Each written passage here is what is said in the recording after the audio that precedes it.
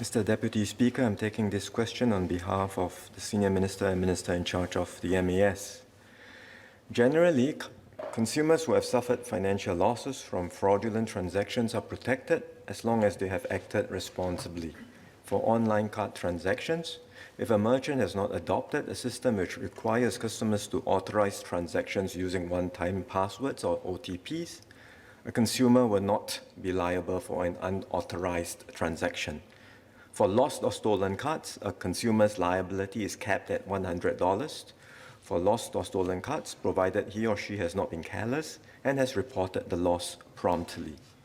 Likewise, for non-card e-payments, consumers who have practiced proper cyber hygiene and have not been negligent will not be liable for any losses arising from unauthorized transactions that do not exceed $1,000. For unauthorized transactions exceeding this limit, financial institutions will investigate further on the root cause of the issue before liability is established. Where the unauthorized transaction arose because of lapses or non-compliance with MAS's rules by the financial institution, again, the consumer will not be liable. The question raised by Ms. Yeo pertains to a situation where neither the consumer nor the financial institution is at fault. Specifically, the consumer has not given out his credentials to a scammer and there were no lapses or non-compliance on the part of the financial institution.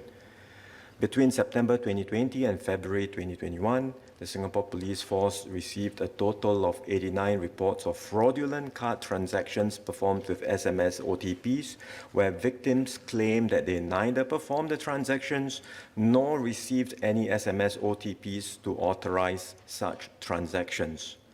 While these cases represent less than 0.1% of fraudulent online card transactions reported, and the number of cases has come down since March 2021, it is nevertheless concerning.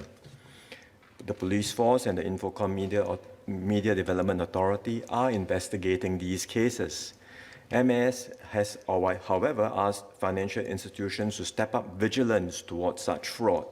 Financial institutions have put in place additional measures, such as rejecting card payments made to common merchants previously linked to the unauthorized transactions, or placing limits on the transaction amounts that consumers can transact with such merchants. MAS also expects financial institutions to ensure that consumers are treated fairly while investigations are ongoing. For example, banks have waived finance charges and late fees on the outstanding amounts or offered temporary goodwill credits on the consumer's credit cards in the interim. For those who wish to settle on the issue, banks may also offer partial waiver of the disputed amounts, taking into consideration individual circumstances, such as financial hardship and whether there were any indicators of negligence by the consumers. MAS is working with the industry to review the existing framework to provide greater clarity on the responsibilities and liabilities of consumers and financial institutions in the case of fraudulent payment transactions. The review will include the scenario where neither the consumer nor the financial institutions was remiss in allowing the fraud to occur, the scenario that Ms. Yeo had asked about. The framework should provide a balance of incentives for all parties to do their part in preventing fraudulent transactions while ensuring that consumers who are not at fault are protected. Ms. Yeo Wan Ling.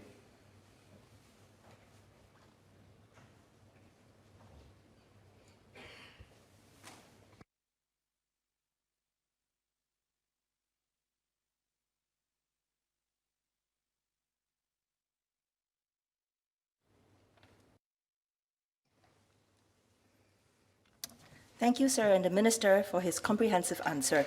I have one supplementary question. I have seen over the past few months a rise in the number of appeal cases from my residents who have fallen victim to such cybercrimes. They tell me that they have not received any OTPs, nor have they divulged their bank account information or credit card information unwittingly. When they go to their banks for investigation, their bank's usual response is that they have divulged their OTPs and hence the victim and not the bank is responsible for the loss.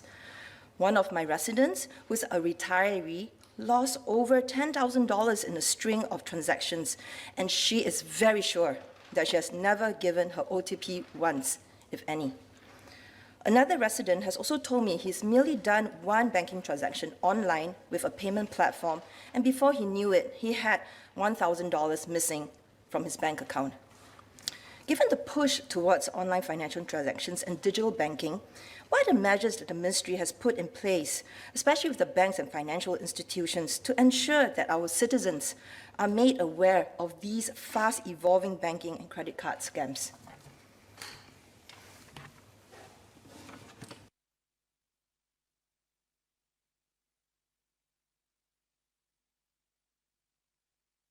Mr. Deputy Speaker, I thank Ms. Yeo for the supplementary questions. I'm sorry to hear about her residents who have been victims of these fraud cases. As I cited just now in my reply, if you look at the overall statistics, the numbers have not been rising and the overall numbers are small as a percentage of transactions.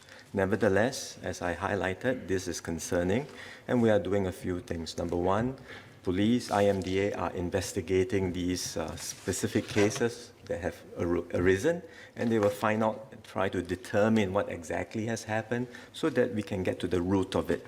Number two, MAS has also asked the financial institutions to step up vigilance, as I highlighted just now. So they are putting in place additional measures, including making consumers more aware of such possible frauds that may happen.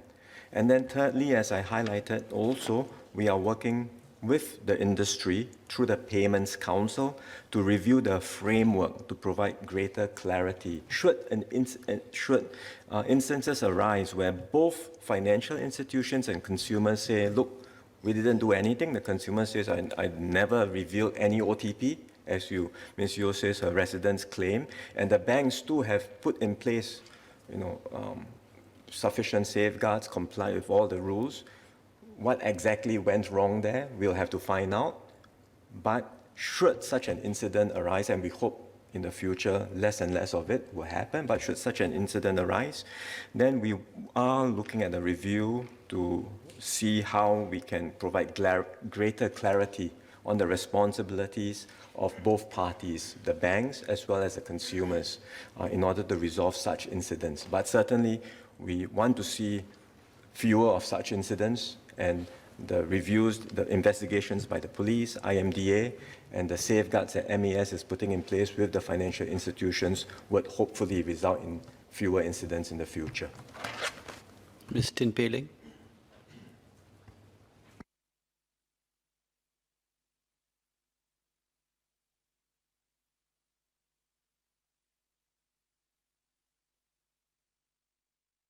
Maybe I use this one.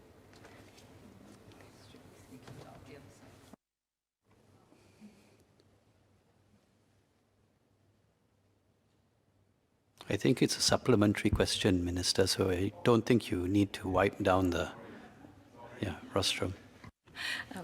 Well, thank you, Minister. Thank you, Deputy Speaker. I just have a few questions. First of all, my resident is also one of the victims, and I would like to ask, might the MAS know what's the total value involved in the 89 cases that we speak of?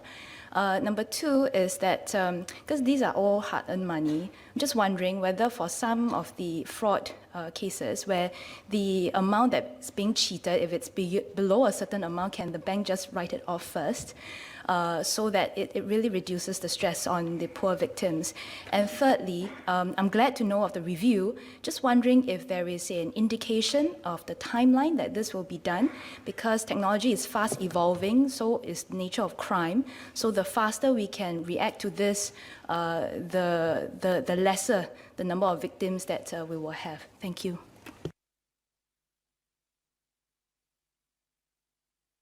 Mr. Deputy Speaker, on the first question, I don't have the figures of the amounts that are involved in these 89 cases. Member can file a separate question. We can always provide that data.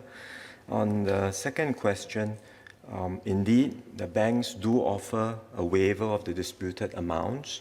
And if there are specific cases that the member knows about, please let us know, and we will be able to look at them on a case-by-case basis, raising this with the banks, because they do On such instances, they are prepared to offer waiver of the disputed amounts, as I said, taking into account the individual circumstances of the victims involved.